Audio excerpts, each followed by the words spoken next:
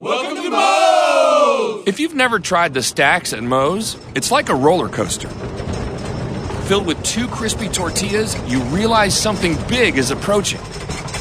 And that moment hits when all-natural chicken is added along with Moe's famous queso, fresh veggies, and all-natural shredded cheese. At which point, it's all folded and grilled crispy, flipping your world upside down. So hurry into Moe's Southwest Grill today for the stacks and enjoy the ride of a lifetime.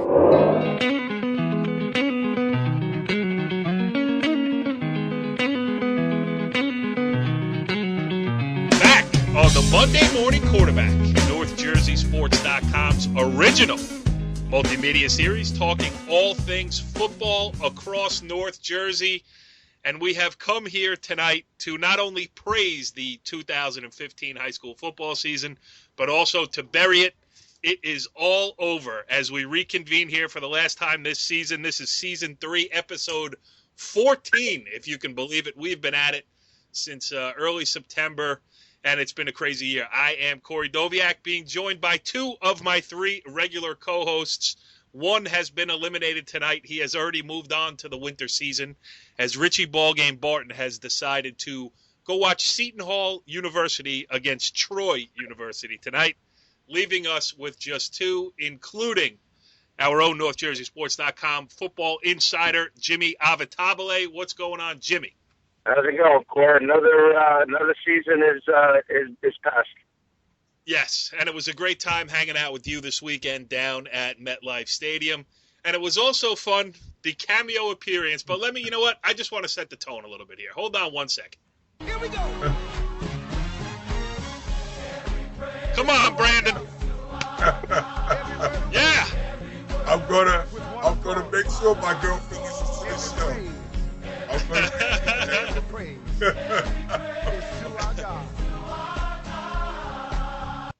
Yes, Brandon Gregory, who forced the reschedule of this show because he wanted to attend a gospel concert at Carnegie Hall. So, Brand, we waited for you, pal, and we just wanted to make you feel at home. Thank you very much. The show was very good last night. I saw Donnie McKirkland, actually, and it was very good, and we had a good time. Jimmy, do you like Donnie McKirkland? I don't even know who it is. But what we do know about here is a little bit of football. All right, so we also have a big announcement. It's a good night to not have Richie Barton on the show because I guess it's time to announce the winner of our NorthJerseySports.com Playoff Pick'em Challenge. And Richie Barton, again, I tell everybody every year in every sport, he's the prediction guru. He went 7-4, picking the 11 state sectionals that included teams from the NorthJerseySports.com area. He won again, beat us all by we all came in with records of 6-5. So that means that we are splitting the check, boys, and we got to buy Richie some, and that boy can eat too. Yeah, I don't know if you've seen on the road with Richie B at Moe's. I mean, we're going to have to dig deep to get this guy fed. That sounds interesting. So my 2-year run as the champion has been, I've been dethroned, and Richie's the new champ. Absolutely, yes. So he will be the defending champion going in, much like a lot of North Jersey teams will be defending champions when they head back into the 2016 season. Now, a couple of things. First of all, if you missed any of the state finals or whatever, our guy Matt Small did a great job of capturing the action from 4 of the games. We ran 4 separate episodes of Small Ball on NorthJerseySports.com. He's got interviews and highlights from Don Bosco Prep's win over St. Joe's, from Madison's win over Rutherford, Mahwah's win over Glen Rock, and Old Tappan's win over Wayne Hills. You can check those out on our YouTube page. It's youtube.com/NorthJerseySports, and you can also find our old episodes of the Monday Morning Quarterback there. So let's start with, Brandon, because you were at the Old Tappan game, and this will be your moment of expertise, we'll move it up in the show a little bit. Listen, you're close to the program. I have a daughter who's in the school district, so it was nice to see the hometown win. Yeah, it was a very nice win for, first of all, the community of Northern Valley, and I'm very happy for Brian Dunn and the rest of the coaching staff, Coach O'Neill, Coach Sterling, and Coach Dunn, Coach Klaus and Coach Fuller and everybody else that's helped out during the course of the year. Obviously, with the game, there was a lot of hype leading up to the game. Old Tappan won 17-0, but it was a defensive struggle in the first half. And you could see that field position was going to be a key factor in the game. Coach Dunn in the second half opened up things. Once they got the appropriate field position, he put he put Jordan at quarterback. They ran the Wildcat. They were able to run the ball a little bit, loosen things up. Obviously, Jed Downey scoring 2 touchdowns. Their field goal kicker came through with a big 37-yard field goal. What's his name, Brad? Yanni M. Yanni Metropolis. Yanni with an M. He comes through with a big field goal. The defense did a great job. The role players, Austin Brackenberg had a great game, number 10. Eric Slater and everybody else played really, really well. It was you could see during the course of the game that Coach Dunn stuck to his game plan, because when you watch a team average over 40 points a game during the course of the year and it's 0-0 at half, everybody up in the stands, including people on the sideline, like, what's going on? But you got to remember, there's an opponent on the other side of the field too that has won multiple state championships. So they're going to be a well-prepared team also. And I think a lot of times people do not take that into account. So watching the game and, like you said, knowing as much stuff as I do know about the team, you can see that Coach Dunn stuck to his plan and he did a great job preparing the boys. And I was happy for him. I was happy for the program. And hopefully they can do something again next year. They lose a lot of talent, but good teams figure out a way to make it back to the States year in and year out. And that's how you have your team become a consistent program. Yes, but here's the thing. Now, it was Wayne Hills, the last time these two teams met in state finals in 2010, 2011. I think it was a 3-point loss for Old Tappan in the first game. The second time was the miracle return of the kickoff that sunk Old Tappan. This was their first state title since 1985. There was a lot take away from the actual kids playing on the field on Saturday at MetLife Stadium. This stuff had nothing to do with them. But still, guys who have been around for a while, guys like me, Brandon, Jimmy, everybody who's been watching North Jersey football for the last, however many years, knew of all these storylines. And it's one of the things I talked to Brian Dunn about after the game, just about getting the bad juju out, let alone trying to beat a very good Wayne Hills team. Here's what he had to say. All I told the kids is this: there's nothing that happened 5 years ago is going to have any impact on this game. I mean, there's no magic ghost sitting over the stadium guarding anything or telling it going to have any impact. They were masters of their own fate, and they'll take care of it. And if they're meant to do it and play well, it's going to be their game. That was it. What is your biggest feeling of? Do you feel relief? Do you feel, because talking to Nielsen, who's in the same position you were 2 years ago, to finally get over the hump, to get that? Yeah. I mean, is it relief? Is it joy? What is it? I don't know. I mean, listen, I have enough things, I'm not going to, it's like, win or lose today, I wasn't going to wake up being any different. I'm still got the same, this is going back to work Monday either way. I mean, I still got papers to grade and I still got crap to do. It's not changing, but in terms of some satisfaction over the work that we put in for a lot of years, yeah, it feels awesome. I mean, there's no question about that. But, it's not like I'm putting all my eggs in this basket. If we don't win, I'm not, Yeah, but the community. I mean, I'm mostly happy for the number of messages and the people who call me and the people I know. Was not one of them, by the way. I know. And I live in the town, and I just feel good that we could do something for all those people who've been supporting us. And Jimmy, and you and I were sitting together during the game and watching it. I mean, first half, not that Wayne Hills dominated, but Wayne Hills controlled possession. They controlled field position. They really had the only 2 cracks at scoring in that first half. And me and you were looking at each other there at halftime and uh-oh. And then you can talk about it from a coaching perspective. What changed? And, Mr. Fuller had a big part of it. Well, you mentioned Wayne Hills. We thought had most of the play in their favor in the first half. But I think the key ultimately to that win was Old Tappan's defense.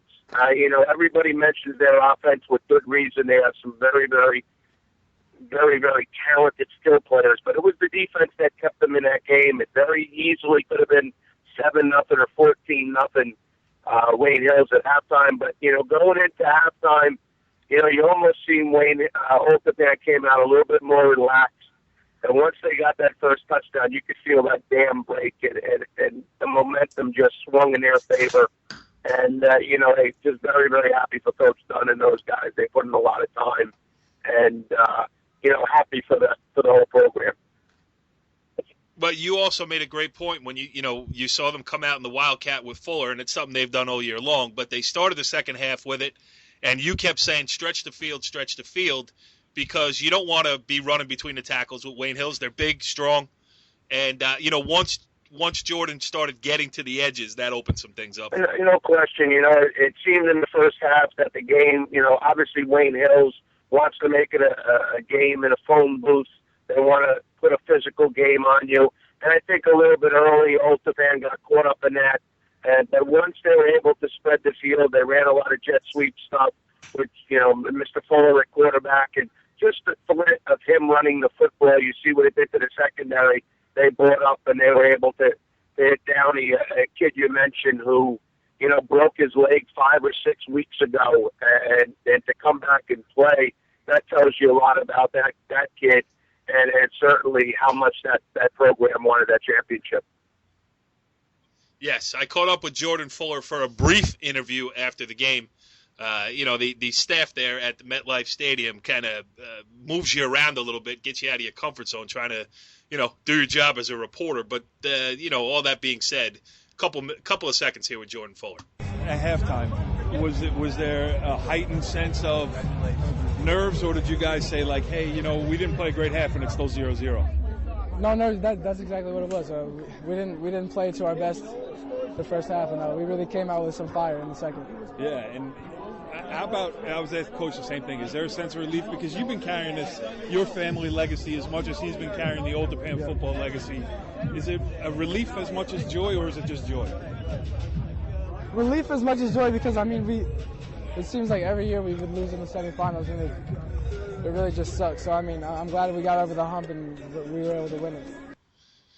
Yes, so that's state sectional championship number 1 for the Fuller family, which has done so much for Old Tappan high school football over the last, what is it now, going on a decade, Brandon. The Fuller boys, Devin and Jordan, sure made their mark. Well, something, you mentioned the Fuller family in reference to, the games that they played, the crowds that Devin brought before Jordan came there. But also, if you're going to think about the Valley community, there's a lot of different families that have come through there that I've dealt with. The Martinezes, the Al Sharifs, the Falkensterns. So there's a lot of the Pickeniches that are up there now. So there's been a lot of great families that have been open-armed and supportive of Old Tappan football. So, I know the Fullers get a lot of the highlight and a lot of the attention, but the families that I did mention are just as important to the overall growth and development of where Old Tappan football is right now. And that needs to be accounted for, because I know, like you said, Coach Dunn got a lot of phone calls from former players. He had a party afterwards, and a lot of his former players came through. So I think that's really the most important thing, that, when kids realize that, it's nice to win, but they came back and they said, Coach, great job, and we're happy for you, and obviously they're happy for the community. And my last thing in reference to the game, I think the key part to the game was, and Jimmy, I want to see what you have to say about this, and then we'll move on to the other games. When they came on down and they ran that rub route, and Jordan made the big pick, because, during the course of the year, Old Tappan, the secondary, had gotten beat on that play on several occasions, and that's the best that they have played it. And I think the coaching staff up at Wayne Hills told the boy, their quarterback, to throw the ball to the outside receiver, because if he looked inside on the skinny post was open. Jordan had perfect inside position on the kid, and there was no way possible he was going to catch the ball, but the skinny post was open. But I think that he had a forced read to go outside instead of going inside out. I think you always should look inside out, not outside in, when it comes to a play like that. Well, you mentioned it. First of all, it was you're going at Fuller, who just played it. You watch a textbook of that coverage, and he certainly had it. And I remember talking to Corey and you and saying, hey, it was 4th and 5, and you went for the home run. instead of maybe going underneath and picking up the first down. But again, you have to credit Fuller, you have to credit Old Japan. That defense in the first half stood up every time their backup was against the wall. Yes. All right. So that's Old Japan. North won Group 4 state sectional championships, first state sectional championship since 1985, when current New Jersey Senator Cory Booker was a linebacker on that team. So it's been a while. Good stuff. And next we'll move on to Ramapo here. But before I get to it, here's an overreaching question about the state tournament as a whole. Jimmy, in years past, before they went to 5 groups, there were 4. And if, classifications had been normal, as they were back in the day, it's quite conceivable that Old Japan, Ramapo, and Mahwah would have been in the same bracket, and it would have been a heck of a fight in North 1 Group 3. They go to 5 brackets, and this year, all 3 of those teams are state sectional champions. So, listen, it's great from a journalistic standpoint. It's great because I get to write the story about how Old Japan wins its first sectional title since '85, and I get to write the story about how Mahwah won its first one since 1981, and the continuation of the greatness of the Ramapo football program. All 3 of those stories I don't mind writing, but in years past, it would have been one of those stories. Yeah, I don't think there's any question. Anytime you add teams or add brackets, whether it's the NFL, Major League Baseball, you tend to water things down to a certain degree. Imagine a Ramapo Old Japan final, That's the game everybody wanted to see. That's the game. We saw a great one during the regular season decided by 4 points in the last minute. That's the game everybody wanted to see. There's no question. But, again, you can't control where you are and what the system is. And you know what, you would have loved to have seen some better overall games. I think the quality of the state finals have gone down some since we've gone to the 5 sections. But, the old saying it is what it is. And, we're at 5 sections, and that's the way it's going to be. Yeah, no, take nothing away from the teams who won it, too, because you still got to go out and win it. I mean, nothing was handed to any of those teams. But, it just is a little bit of state of the state on the game. Absolutely. Brandon, were you going to jump in there, or should we move on to Ramapo? I agree, and, we've talked enough about the Group 4 stuff. But I do agree with everything that Jimmy had said, because like I said, Not me, you don't agree with me, I agree with both of y'all. So we can move on to Group 3 now. Yeah, North 1, Group 3, Ramapo 45, Riverdale 15. And, again, there was no stopping Ramapo in North 1, Group 3 this year. They have been playing too well all season long. Multiple weapons, senior leadership all over the place, size and speed, tempo, just a really well-balanced, very athletic, and, I think also characterized by toughness, Jimmy, this year, the Ramapo Green Raiders. You mentioned before we saw them in that heartbreaking loss against Old Japan early on, and a season can go either way at that point. You get at a crossroads where either you can feel sorry for yourself or you can go back determined to get better week after week. And I don't know if there was a better team, even including Old Japan, at the end of the season than Ramapo. You mentioned just a dominating performance. Again, all the credit in the world for Coach Nimphus. Been to 3 state finals, one of the most consistent programs in Bergen County. But, when you talked about that game, you mentioned strength of schedule, and it certainly favored Ramapo. And they went out there and they showed that from the first play to the last play of the game. Yes, they absolutely did. I got a couple interviews from that game. Yes, you all right over there, Brand? You need yes. a glass of water or something? All right. Get yourself a drink. I'm good to go. Can I say something real quick about that game before you do the interviews? Sure. I think, like you said, when Jimmy said the turning point during the course of the season, I think the turning point was the Old Japan game.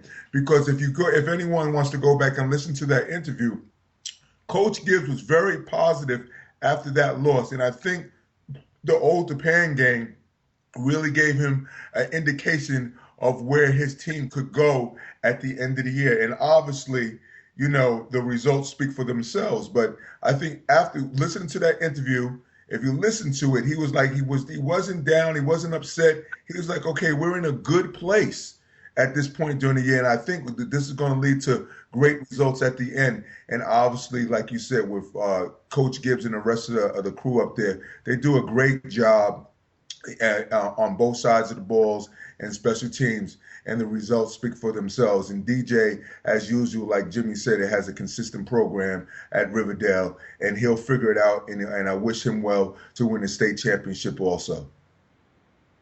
Yeah, and first of all, Riverdale has been to 3 state finals and has lost to 3 really good teams, Sparta twice and now Ramapo. So it's not like they went into any of those state finals as favorites, and they've actually been able to put up a pretty good fight a couple of times. So, maybe punching above their weight a little bit for Riverdale, and I don't think it says anything about the Golden Hawks that they lose to a team like Ramapo. Brandon, you mentioned Coach Gibbs. You're right. If you go back and listen to the interview that we did with him earlier this year, the interview I did with him after that Old Tappan loss, very positive. And also, so much has been written about, who's the best coach in North Jersey. Obviously, Danny Sabella getting the Paramus Catholic job, and what he's done at Paramus with what he had to work with and winning a state title at Pagoda. You can name them all. I mean, Craig Nielsen with back-to-back state titles.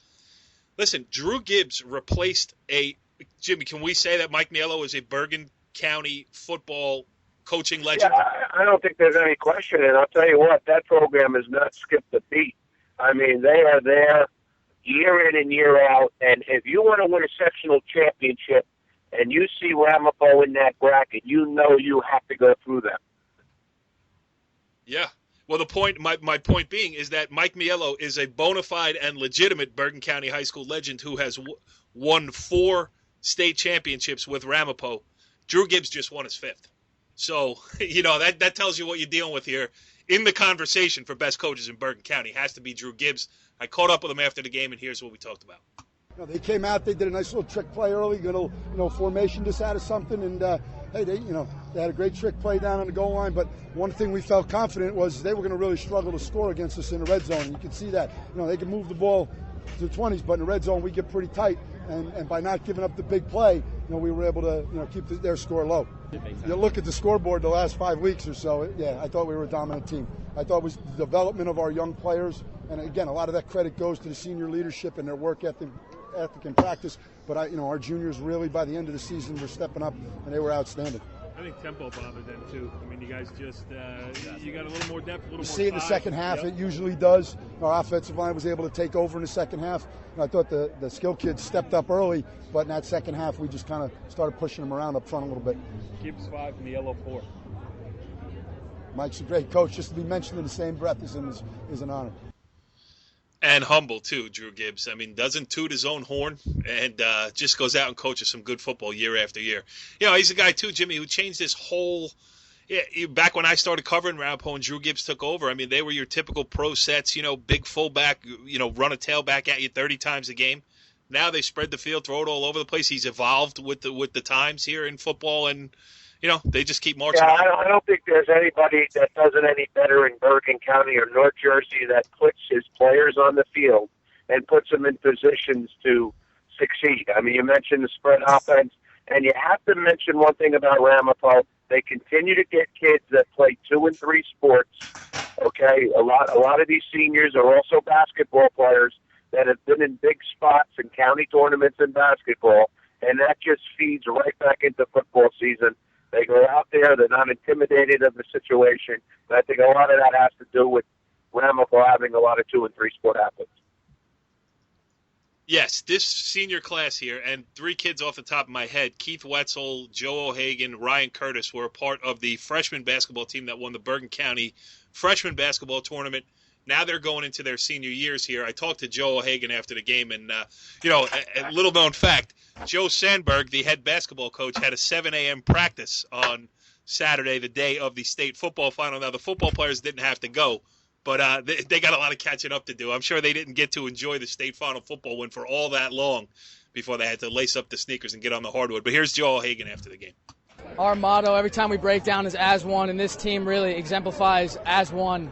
We do everything together. We love each other, and it really just showed on the field, and we just love each other. Talk about the game a little bit. We knew they were going to give us a fight. It was close in the beginning, but if we played our game, we knew we were going to come out on top. And I think tempo made a difference too. You wore them down a little bit. Did you feel like that? Our tempo has just been great all season, just wearing teams down, and that's probably one of the main reasons why we've been so good all year.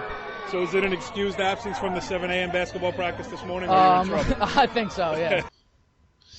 So that's Joe O'Hagan, one of those seniors that we mentioned. Another one is Ryan Curtis, and here's what he had to say. So how does that feel? It's one of the greatest moments of my life, and I'll never forget it.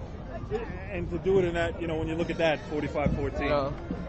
That's what we've been doing all year, where our team's so strong enough that we're able to do that to good teams. How important was it to get that early lead, get moving, and, give yourself a little cushion? We always want to start off strong so we have our little cushion that we have, and then once we start, we don't stop. We keep going until the end. They kept going, and now it is the end, a state championship for Ramapo. Let's move on to North 1, Group 2, where your Mahwah Thunderbirds are the state sectional champions. Listen, Jeff Remo, Brandon, has been around the Mahwah first as a player, then as a coach, and everything else. He is Mr. Mahwah, and you just feel good for the guy when he walks off the MetLife Stadium for the first time with a state championship. Obviously, he's been to the dance before, and he didn't come home with the trophy. But yeah, with this year's team, he knew he had a good group of boys, who a lot of them playing 2 and 3 years, and he finally put the pieces of the puzzle together. And they put a pretty solid behind beating on Glen Rock. But Glen Rock, like I said early in the year, when Jimmy and I saw them, you could see that they have made great improvement also.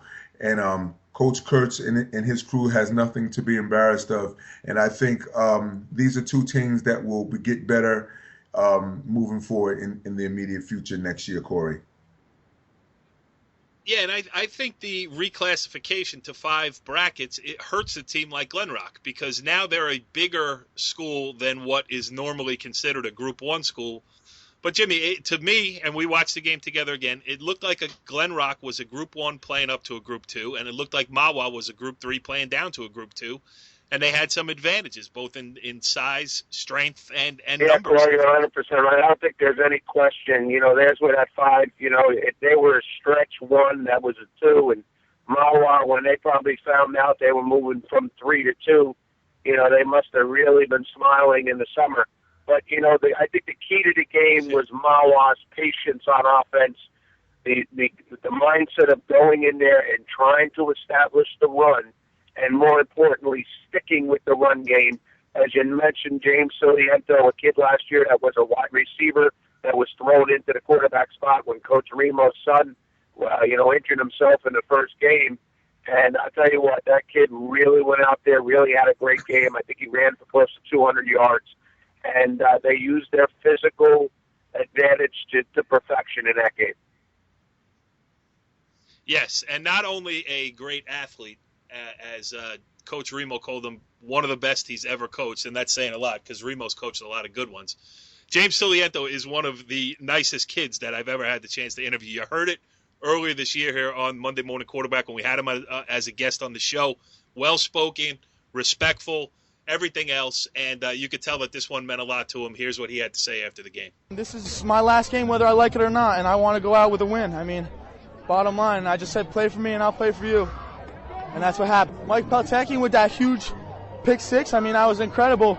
We knew we had to take a stand on defense, and just like that, I mean, he did it for us, and that was huge. That was a huge momentum changer for us. And, I mean, it was awesome.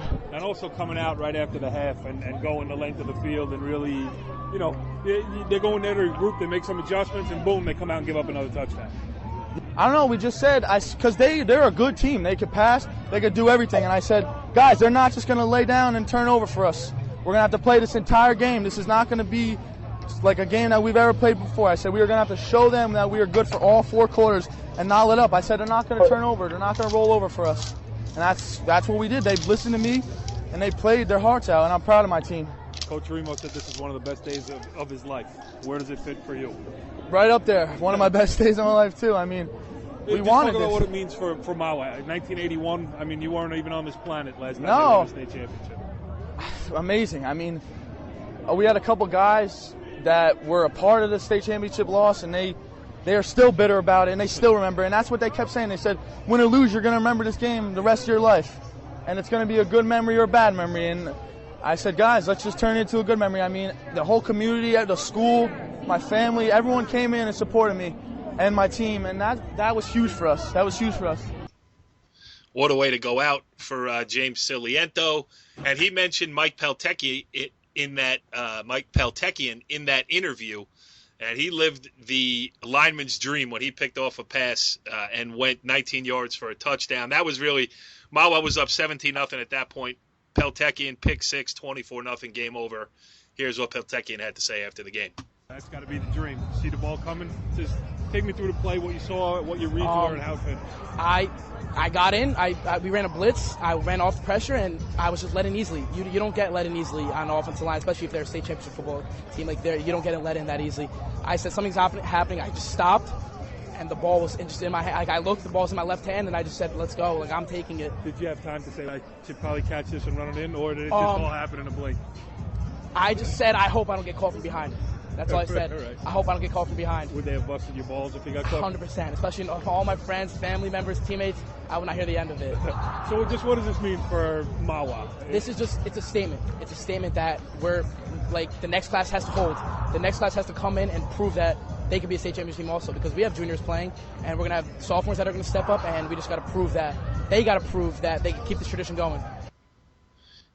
Jimmy, you can't get caught from behind, especially at MetLife Stadium where you have the big board and you can see what's coming up behind. You mentioned he did a great job there. I believe he was also named first team All County.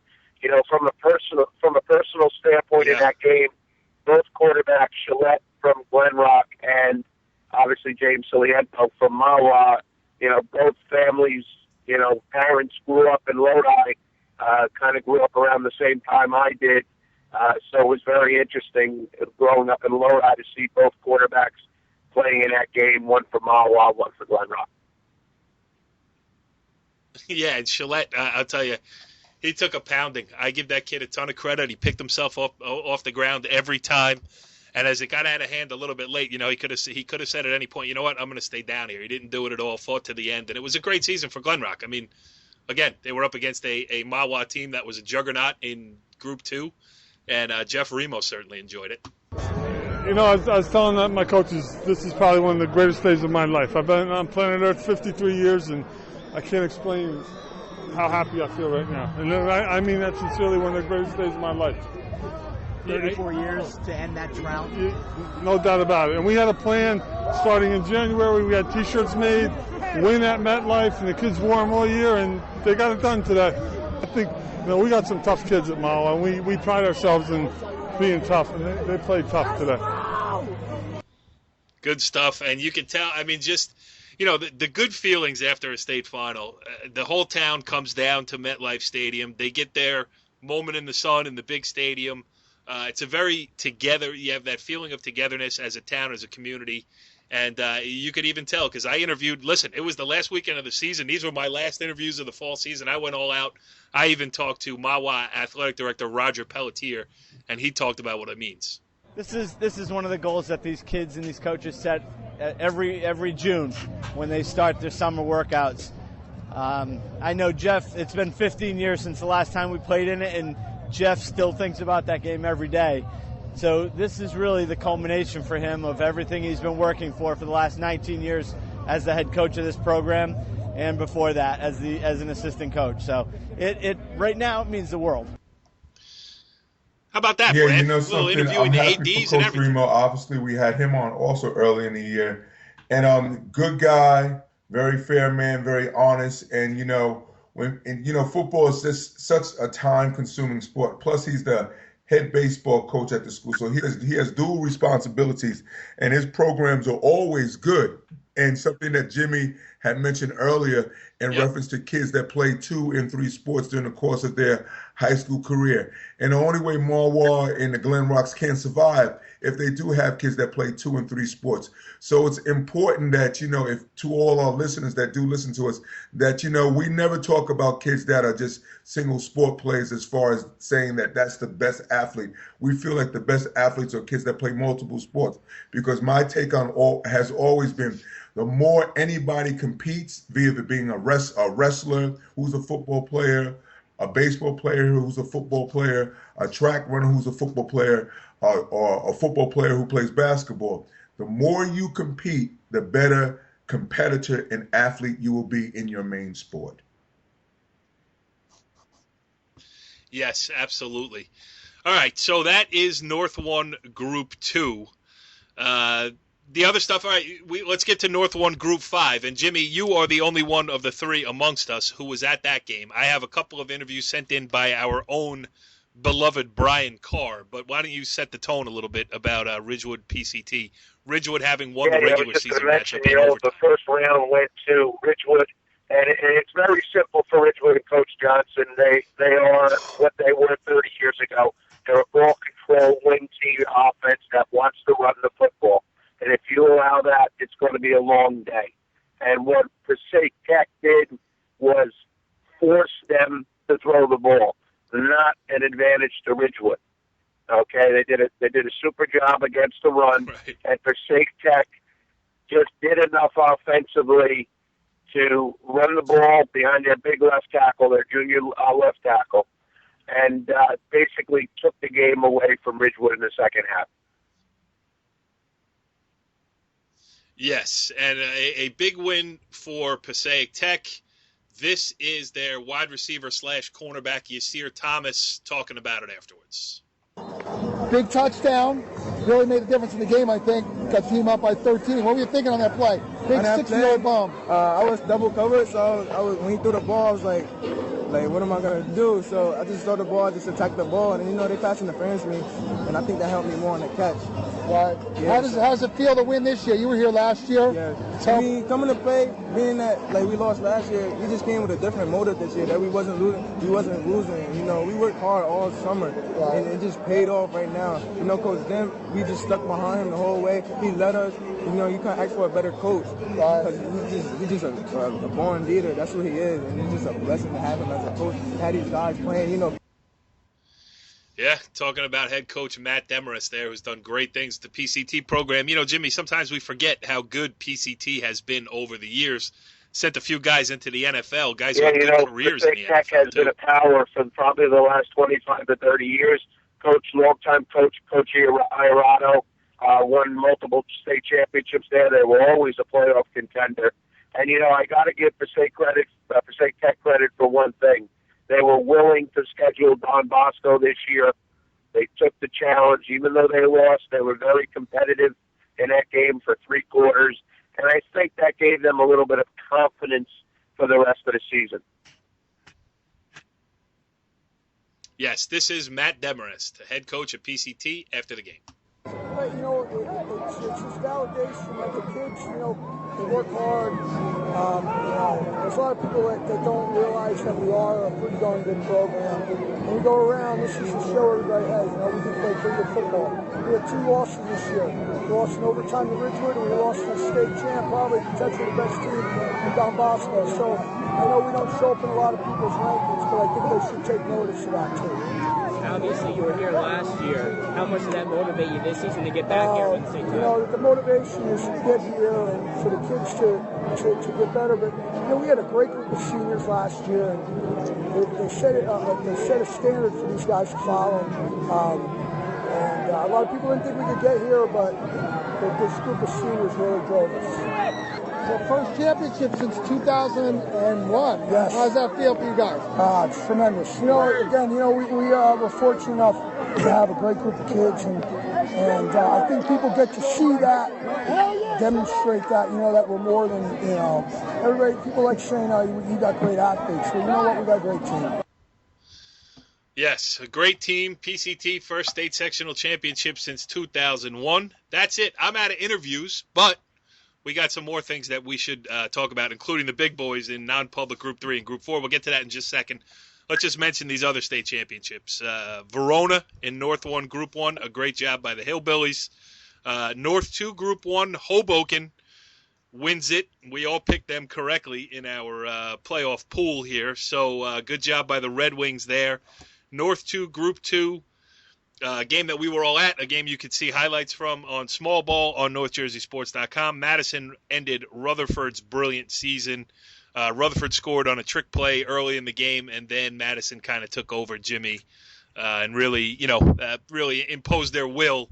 But that shouldn't take away from the Rutherford season, and it shouldn't have been enough to keep Kevin Kazakowski off of all Bergen County. Without question. You mentioned we mentioned a couple of times we saw Rutherford last year early in the season at Palisades Park, Leonia. They were 0-3, and the one thing we walked off the field saying to ourselves is, hey, even though they're struggling right now, this team is really sticking with their coaches, playing hard. Coaches were coaching hard. And we said to them ourselves, wow, they have some juniors and sophomores, so maybe next year is the year. It certainly was. They gave their fans a really fun year. And, no shame in losing to a very, very physical, very talented Madison team. I think they've won 4 out of the last 5 or 6 championships, so that's a quality program. And you mentioned Kevin Kazakowski, Brandon's buddy, had an outstanding year, and I don't know how he does not make one of those first 3 teams all county on offense or defense. To me, he's one of the top 30 players or 40 players in Bergen County. A glaring omission. All right, let's move to the non-publics now. Non-public Group 2, St. Joe's Hamilton, and I told you, playoff time is hammer time. They won, ended a great season for Hudson Catholic. And, again, a great job by Hudson Catholic to get there, put together a great defensive effort all season long. It's just that St. Joe's Hamilton playoff experience, playoff pedigree, everything else, too much in the non-public Group 2 final. Group 3, Brandon, DePaul does it again in non-public Group 3, winning a state championship with a 6-6 record on the season. You have to obviously talk about Hooker and Walker. Them 4, they have a lot of Division I ball players on both sides of the ball. And that schedule that we have mentioned on several occasions during the course of the year that DePaul had played was going to be a huge factor in them being prepared to play St. John Vianney. And I think that was a huge advantage that they had over St. John Vianney. St. John Vianney plays a lot of public schools down in the shore area. They may play 1 or 2 other Catholic schools, but not to the level of what type of games that DePaul played during the course of the year. Tough battles, obviously, against Bergen Catholic, Paramus Catholic, Don Bosco, and then all the out-of-state games that they schedule along with playing St. Joe's of Montvale. So there's always a huge advantage that they were going to that game with a huge advantage with their overall team schedule play. So not saying that St. John Vianney didn't have a great year, because they did. I think they finished 11-1, but something is something that maybe they need to address. Say maybe play see if they can play a couple independent games if they want to branch out like that. I mean, that's another can of worms and another story that maybe needs to be told. But I think that's something that the South Jersey teams, if they're going to play North Jersey teams, needs to address to make their overall football a lot better. I have a sneaking suspicion that is going to be topic 1 on season 4, episode 1 of the Monday Morning Quarterback, because of the vote taken by the NJSI membership that has voted to separate fully the publics from the non-publics, which means that I think, Jimmy, what has been a North Jersey-centric problem. DePaul was one of these teams that got pushed into competing at that level, and I think now a lot of those Southern teams are going to face the same dilemma. Question. I think most of those Southern teams, parochial teams, feel that it's a problem that they don't want any part of. Unfortunately, they will be part of. They feel that, hey, this was a 4 or 5 team Big North problem. They created it, and why did they have to suffer the consequences? A lot is still to be said with this. I'm sure there'll be lawsuits, and, where it winds up, I have no idea. It should be an interesting next couple of months. Yes, it started out as an NNJIL problem, and it has metastasized to consume the entire state of New Jersey high school athletics in various sports, not just football. More on that later. But let's get to the final game that we should talk about here, and it was the marquee slot, the 8 o'clock start on Friday night at MetLife Stadium under the lights. Don Bosco Prep, St. Joseph Regional. Jimmy, you saw it, and you properly prognosticated it, saying that St. Joe's was going to have trouble moving the ball against a dominant Don Bosco Prep defense, and the Don Bosco quarterback has risen his game throughout the course of the season to really be, he's going to be a coveted Don recruit. Bosco team that was beat 17-7 opening day at St. Joe's. Their offense had been listless probably for the first 3 or 4 games of the season. All of a sudden, you could see the development of Tommy DeVito starting to come along under the direction of Mike Teal. What better person to have coaching you than a Division I quarterback? It almost seemed like Coach Tolo allowed Coach Teal to take a little bit more ownership of that offense. And I'll tell you what, going in that game, we mentioned whoever won the quarterback duel would be the champion, and no disrespect to Nick Patty, who's going to be a very, very good quarterback. He is a very good quarterback.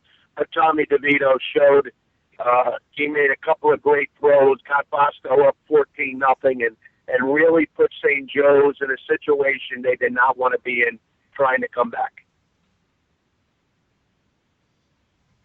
Yes, DeVito completed. He only threw the ball 13 times, completed 8 of them for 145 yards and the 2 scores. Jimmy, again, going right back to you, because you also saw Middletown South saw them in the play, state correct? final. We The state also final? saw them opening day, so I got to see them week 1, and I got to see them, obviously the last game played. A lot of talk around MetLife Stadium over the weekend about who should be the number 1 team. Obviously, Don Bosco Prep had a few losses coming against great quality competition. Middletown South, 0 losses, playing good competition, but public school competition. In your opinion, as a guy who's seen both teams on multiple occasions, who's the number we 1 team? often talk about public parochial. I think to compare from public to parochial, it is apples and oranges. The ability to have more kids, the ability to attract kids. First of all, Middletown South coaches, President Benucci is a tremendous coach. They have a tremendous program there. They've been dominant the last 15 years. Their linebackers might be the best set of linebackers in the state, public or parochial. Unfortunately, when you compare them against one of the big parochials, the ability to have more depth, the ability, I think the parochials would wear them down, which you would expect. The thing is, once the Star Ledger had them at number 1, once they made that decision, there was no way you could take it away from them, because they went out there and put a dominant performance on. They totally manhandled, Phillipsburg, and not a 2-time defending champion. So, congratulations to Middletown South. They were number 1 going in. You have to give it to them on the way out. Yeah, agreed. All right, Brandon, final thoughts. 2015 high school football season here. Final words for you on the Monday morning quarterback. And Brandon, I would like to say before we get off the air, we hope you will be able to retain your seat there as a co-host next year. I know things got a little bit busy for you down the stretch, and we missed you at the state finals. I know you got a lot of things going on. You're very, very in demand with this particular skill set that you have there. So we are extending the invitation for you to come back. A first inclination of if you may or may not will be whether the track show gets off the ground and running this year. But what say you about your future here on the show and about the season that just I'm going to definitely be back next year, and I'm definitely going to do the track show. But I'm just trying to fit everything that I like to do into my life and have a good time also. But hold on, wait. We have immediate reaction to your announcement. And more importantly, in reference to the football, everybody's very happy. Obviously, I'm going to start with the parochials, and then I'm going to work my way down, Corey. With the parochials, with the season and with the 3-4 games that each team lost during the course of the year, we actually saw the parity of play up in North Jersey. But then once we got to the state finals, I think the cream did rise to the top, obviously with Don Bosco and DePaul. And I think the schedule really played a key factor in what they were able to do. But Bergen Catholic isn't far behind, along with the St. Joe's and the St. Peter's. Now moving on to the public schools, obviously happy for PCT on a Group 5 level. In Group 4, Old Tappan, obviously with my connection with the school, I'm extremely happy being an employee up there, present date and time, and just happy overall for the community because there's been a lot of good things that happened my 7-8 years up at the school in the district. And, Group 3, obviously with Ramapo again, Drew Gibbs did a great job. And it's just been a good year in Group 2 with Jeff Remo, what he did. We've had an opportunity to have all these coaches on, Corey. I think we do a fantastic job on getting good people on the show that can really enhance what we talk about. And obviously with the people that we've had, they're championship coaches. So the quality of media stuff that we're putting out here, I think is very good and very positive, and we see in the teams that won the state championships this year. Absolutely, because I think I think we deserve more than enough credit. Jimmy, yourself, Richie, Brian Carr, everybody that helps out during the course of the year. I think we do a very, very good job. We all get along very well, and we all have our own little niche on how to get things done. And we can't forget Pat football, so you can't forget him either. So you can't forget, absolutely. So we all have our little niche and how we get along, and that's what makes a good show, is the camaraderie with the people that you're working with.